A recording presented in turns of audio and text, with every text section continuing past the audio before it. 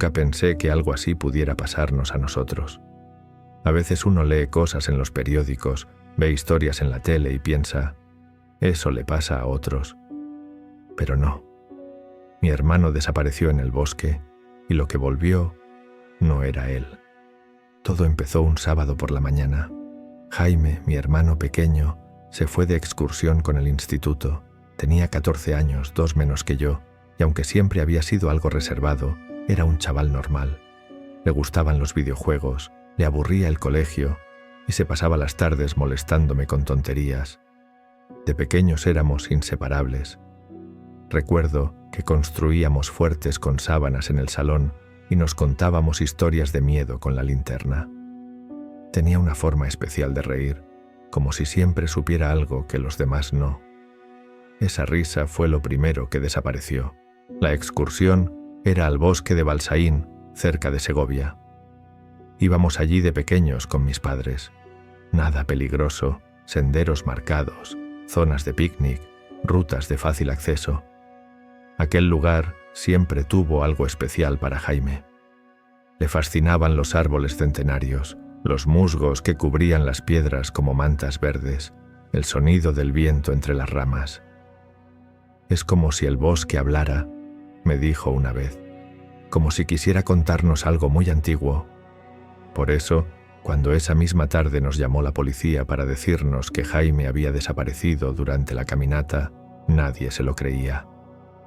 Los profesores dijeron que se había alejado del grupo solo unos minutos, que se había retrasado en una curva del sendero y cuando se dieron cuenta, ya no estaba. Buscaron, llamaron, gritaron su nombre. Nada. Como si la tierra se lo hubiese tragado. Durante 5 días enteros, grupos de rescate peinaron el bosque. Helicópteros, perros rastreadores, voluntarios. No encontraron ni una pista. Ni su mochila, ni su móvil, ni una huella. Mi madre apenas podía hablar del dolor. Mi padre se encerró en sí mismo. Y yo me pasaba las noches con los auriculares puestos para no escuchar el silencio insoportable de su ausencia. Cada noche repasaba mentalmente nuestras últimas conversaciones, buscando alguna pista, alguna señal que hubiera pasado por alto. La mañana antes de su excursión me había preguntado algo extraño. ¿Crees que hay cosas que nos observan sin que las veamos? Le dije que dejara de ver vídeos de miedo en YouTube. Si hubiera sabido lo que vendría después. Y entonces, el 6º día volvió. Apareció en la puerta de casa al anochecer, caminando descalzo, con la ropa sucia pero intacta. Estaba delgado, con ojeras profundas, pero sin heridas, sin rastro de haber pasado casi una semana en el bosque. Su piel estaba fría al tacto, como si hubiera estado a la intemperie demasiado tiempo, pero sin magulladuras ni cortes que explicaran su ausencia. Las uñas de sus manos estaban perfectamente limpias, algo imposible para alguien perdido en un bosque durante días. Lo primero que hice fue abrazarle, pero él no me abrazó de vuelta. Se quedó quieto, la mirada perdida. Ni siquiera sonreía. Le preguntamos dónde había estado, cómo había vuelto. No me acuerdo. Fue todo lo que dijo. Y luego, silencio. Un silencio denso, como si las palabras se hubieran quedado atascadas en algún lugar profundo de su garganta. Los médicos no encontraron nada raro. Le hicieron pruebas, análisis, escáneres. Todo bien. Dijeron que probablemente había sufrido un episodio de estrés postraumático, amnesia disociativa, que con tiempo volvería a la normalidad. Pero no volvió. El primer detalle extraño lo noté esa misma noche. Me desperté a las 3 de la madrugada para ir al baño y, al pasar por su habitación, vi luz bajo la puerta. Pensé que estaba viendo vídeos en el móvil, así que entré sin llamar. Estaba sentado en el suelo, mirando fijamente la pared. No pestañeaba, no se movía. La luz venía de una pequeña linterna encendida junto a él, apuntando hacia arriba. Cuando le pregunté qué hacía, me miró y dijo con una voz que no era del todo suya: «Estoy esperando a que vuelva». Su voz sonaba hueca, como un eco distante de lo que solía ser. Sus pupilas estaban tan dilatadas que apenas podía distinguir el color marrón de sus ojos. Había algo primitivo en su mirada, algo hambriento que nunca había visto antes. «¿A que vuelva quién?», le pregunté. No respondió. Se levantó lentamente y se metió en la cama sin decir nada más. Los días siguientes todo fue a peor. No comía a menos que se lo recordáramos. No hablaba. Se pasaba horas mirando por la ventana o dibujando cosas extrañas, árboles con ojos, figuras alargadas en la sombra, símbolos que ninguno reconocía. Empezó a recolectar cosas, piedras del jardín, insectos muertos, hojas secas que colocaba en patrones circulares sobre su escritorio. El olor de su habitación cambió. Ya no olía a calcetines sucios y desodorante barato como antes. Ahora olía a tierra húmeda, a madera podrida y a algo más. Algo que no lograba identificar, pero que me revolvía el estómago. Una noche le oí susurrar en su habitación. Abrí la puerta despacio. Hablaba en voz baja, como si conversara con alguien. Pero estaba solo. «¿Con quién hablas, Jaime?». Se giró hacia mí con esa sonrisa torcida que empezaba a hacerme temblar. «Con él. Dice que tú también vendrás». Me marché sin decir una palabra. Cerré la puerta y fui a mi habitación, pero no pegué ojo. Algo no encajaba. Ese no era mi hermano.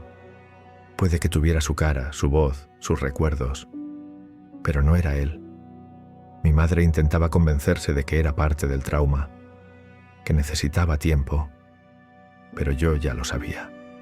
Sabía que algo oscuro se había metido en nuestra casa con la cara de Jaime. Empecé a investigar por mi cuenta. Leí foros sobre desapariciones extrañas, sobre personas que se pierden en bosques y regresan cambiadas.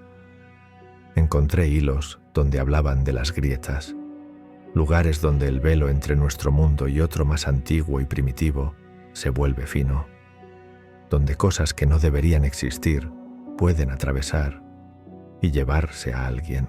Una de las historias hablaba de un adolescente que desapareció en un bosque durante 3 días. Cuando volvió, no era el mismo. Semanas después, su familia murió en un incendio que nadie pudo explicar. A partir de entonces, empecé a tener miedo. Miedo real. Dormía con la puerta cerrada y un cuchillo bajo la almohada. Sentía que algo en casa nos observaba a todos a través de sus ojos, como si Jaime fuera solo un disfraz. La gota que colmó el vaso fue hace una semana. Me desperté con un ruido suave. Alguien respiraba junto a mi cama. No quise moverme. Abrí los ojos solo un poco y le vi. Jaime de pie, a medio metro de mi cara, mirándome con esa sonrisa vacía, con los ojos abiertos de par en par. No dijo nada. Solo estaba ahí, observándome. Su respiración no era humana, era un sonido sibilante como el viento entre las hojas secas.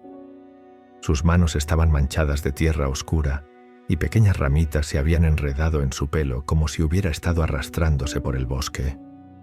El olor a humedad que desprendía era tan intenso que tuve que contener una arcada. Al día siguiente le pedí a mi madre que durmiéramos en casa de mi abuela. Me miró raro, pero aceptó. Esa noche, la policía nos llamó de nuevo. La vecina del segundo había llamado al 112 tras ver humo saliendo de nuestra casa. El fuego había comenzado en la habitación de Jaime. Dijeron que la causa era indeterminada. No encontraron ningún acelerante ni cortocircuito. El colchón simplemente ardió. Pero Jaime no estaba, ni dentro ni fuera. Desaparecido otra vez. Esta vez, para siempre. Ahora han pasado 3 meses. Nadie sabe dónde está. La policía cree que huyó por culpa del trauma. Algunos lo consideran muerto. Pero yo sé la verdad. Sé que aquello que se llevó a mi hermano volvió con su cuerpo y que ahora ha vuelto a llevárselo. Quizás para siempre, o quizás para dejarlo listo para el siguiente. Y a veces por las noches Me despierto con una sensación de que alguien me observa. Me doy la vuelta y no hay nadie. Pero el aire huele como el bosque de Balsaín.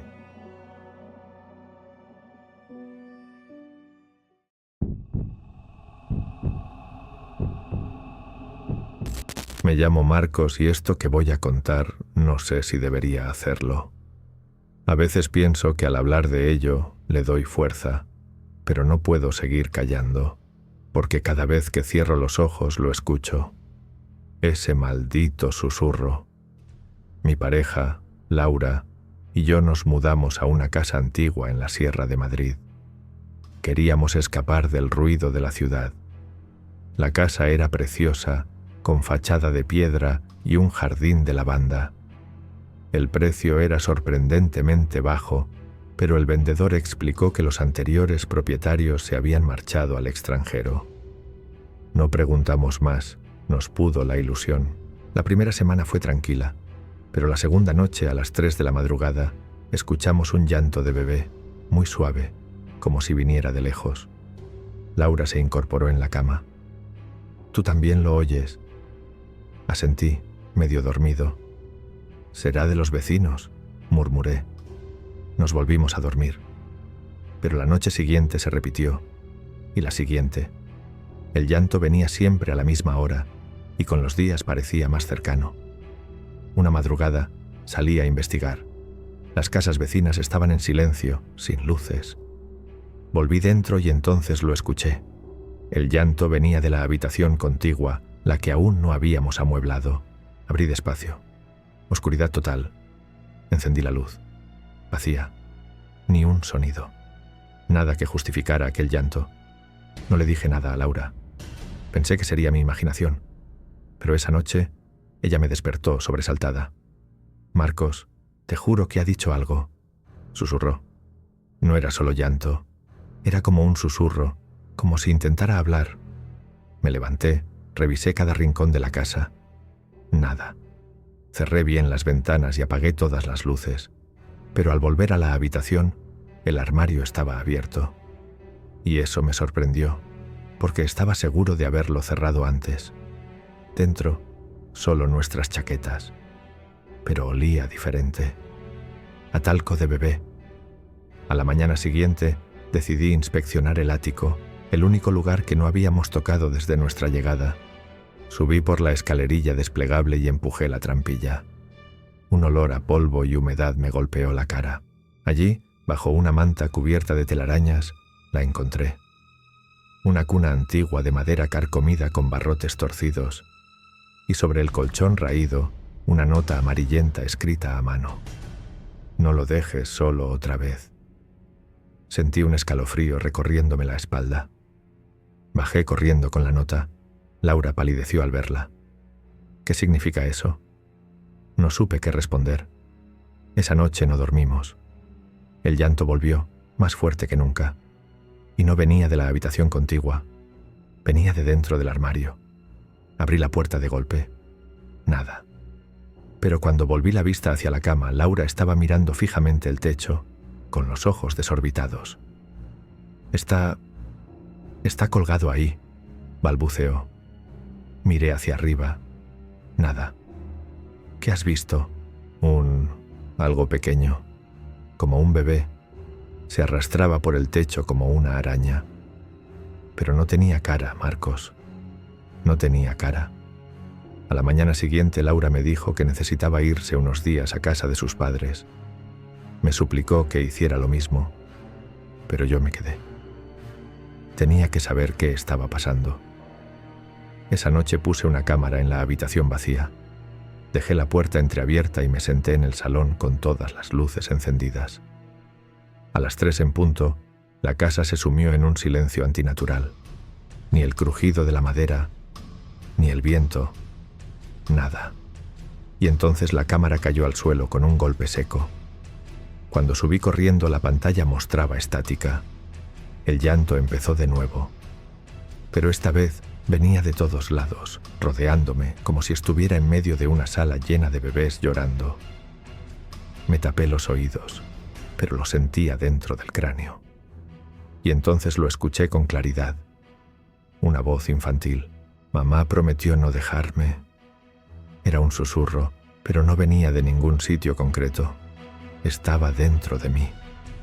Corrí al ático. Cogí la cuna, la arrastré fuera y la quemé en el jardín, mientras el viento me lanzaba cenizas a la cara como si la propia casa intentara detenerme. Durante unos días, todo pareció calmarse. Laura volvió. Le conté lo que había hecho. Pensamos que todo había acabado. Hasta anoche, nos acostamos como siempre, pero a las 3 en punto, el armario se abrió solo, muy despacio, y en el interior una cuna nueva, brillante, blanca como la nieve, intacta. Laura gritó. Yo me quedé paralizado, y entonces lo vimos, un bulto bajo las sábanas, pequeño, respirando. Nos acercamos temblando y destapamos con delicadeza. No había nada, solo un papel arrugado, escrito con la misma letra temblorosa de antes. No lo dejéis solo otra vez.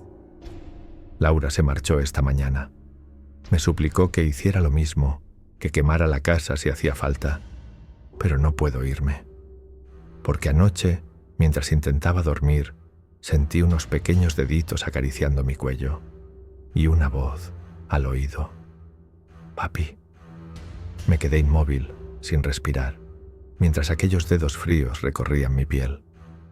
No me atreví a moverme cuando sentí un peso ligero sobre mi pecho, como el de un recién nacido.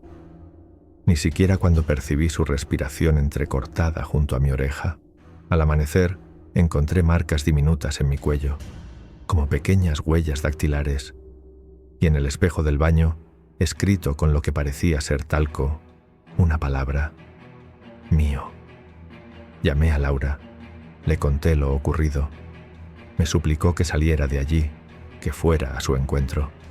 Pero mientras hablábamos, escuché un sonido detrás de mí, un gorjeo suave, como de un bebé feliz.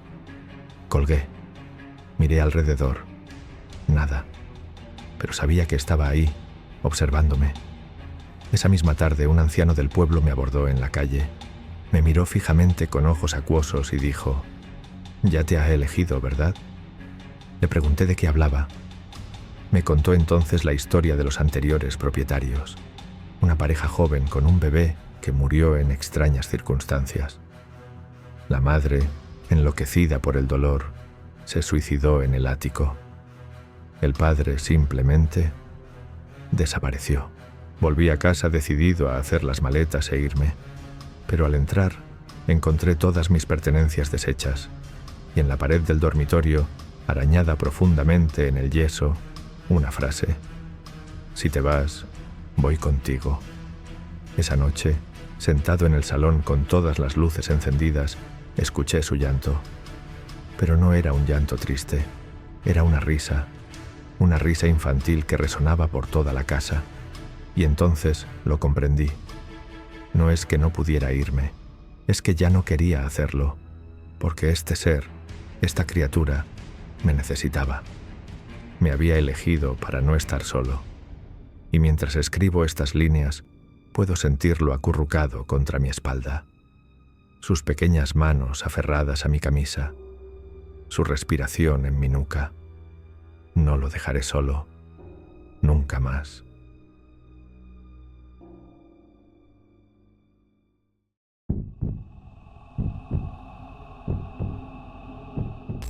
Me mudé solo por primera vez a mis 27 años. Había ahorrado lo justo para pagar la fianza y el primer mes de alquiler de un pequeño piso en un edificio antiguo en el barrio de Chamberí.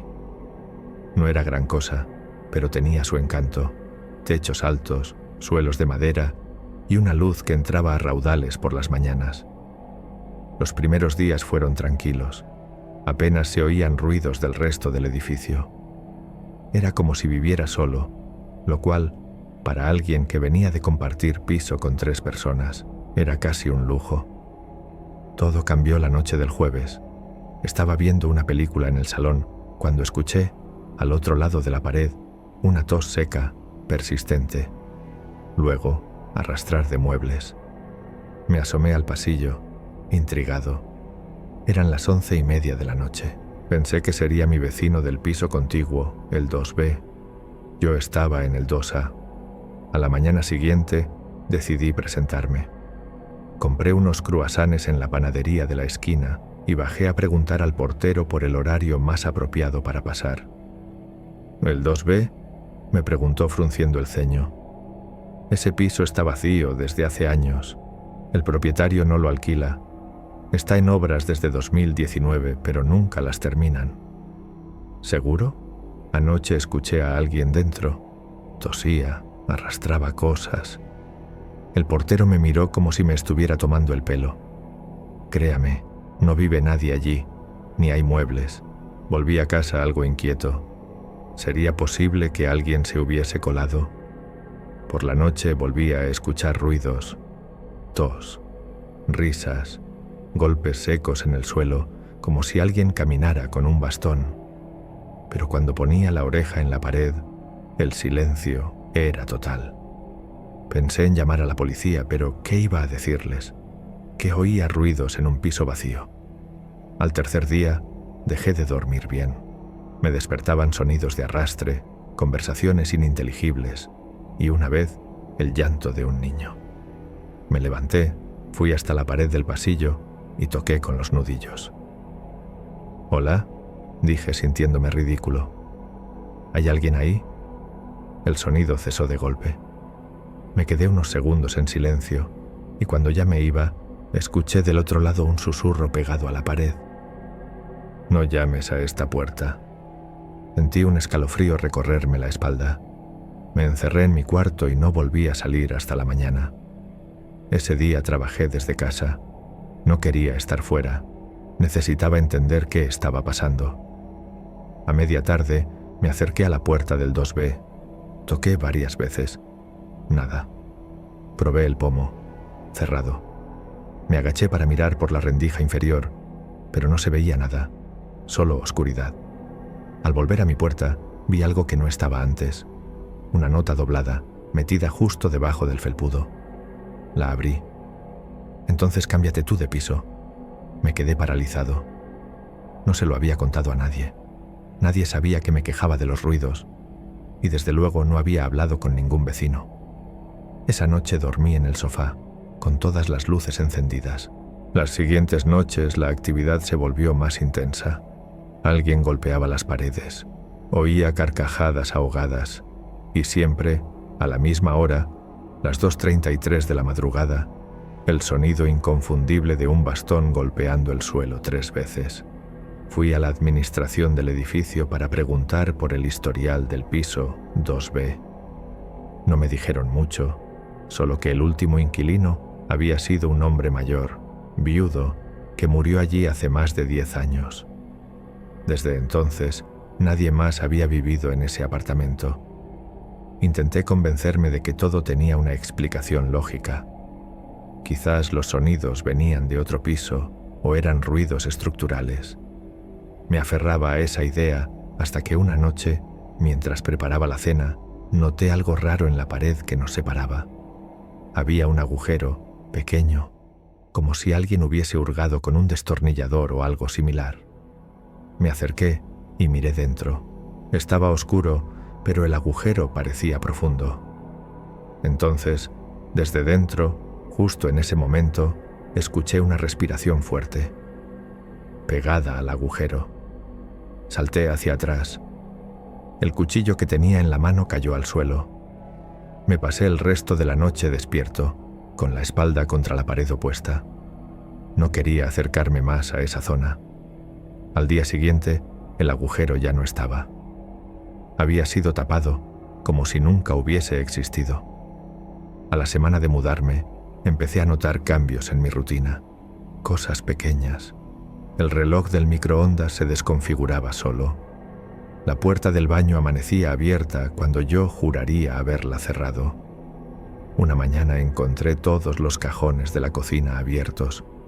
Volví a encontrar otra nota, esta vez pegada con cinta adhesiva a la puerta de entrada. Deja de espiar. El miedo ya se había convertido en paranoia. Hablé con una amiga, Laura, y le pedí que viniera a pasar la noche. No le conté todos los detalles, solo que me sentía incómodo en el piso. A las 3 de la madrugada nos despertó un sonido, un golpeteo firme y lento en la puerta del piso. Laura me miró desde el sofá. No dijimos nada. No nos movimos. El sonido se repitió una segunda vez. Me acerqué con cautela a la mirilla. No había nadie. Esa misma noche, Laura se fue. Me dijo que notaba algo raro en el ambiente, que el aire estaba demasiado denso. Decidí grabar los ruidos. Coloqué una grabadora junto a la pared y dejé que funcionara toda la noche. Al día siguiente, al revisar el audio, encontré varios tramos vacíos. Pero entre las 2:30 y las 2:35 se oía con claridad el sonido del bastón y luego una voz rasposa que decía: «No me ignores. Sé que estás ahí. No pude más. Fui a casa de mis padres unos días, pero antes de irme dejé una última nota frente a la puerta del 2B. ¿Qué quieres?». Cuando regresé, había una respuesta esperándome bajo mi felpudo: «Quiero que te vayas». Llamé a un cerrajero. Le dije que había perdido las llaves del piso contiguo. Le pagué en efectivo para evitar preguntas. Cuando abrió la puerta del 2B, el aire que salió de dentro era frío y espeso, como si no se hubiese ventilado en décadas. El piso estaba completamente vacío. Ni muebles, ni objetos personales, ni siquiera polvo. Era como un decorado abandonado, excepto por una cosa. En la pared que colindaba con la mía había cientos de arañazos, todos en la misma dirección, como si alguien hubiera pasado años rascando desde dentro. Y justo en el centro, una frase grabada a cuchillo: «Este es mi piso». Salí corriendo. Esa misma semana dejé el piso. No volví a recoger nada. Dejé todo allí: ropa, libros, hasta el portátil. Nunca me devolvieron la fianza, pero tampoco me importó. Hay algo que aún me atormenta. Desde que me mudé a mi nuevo piso, a veces de madrugada, creo oír 3 golpes en la pared.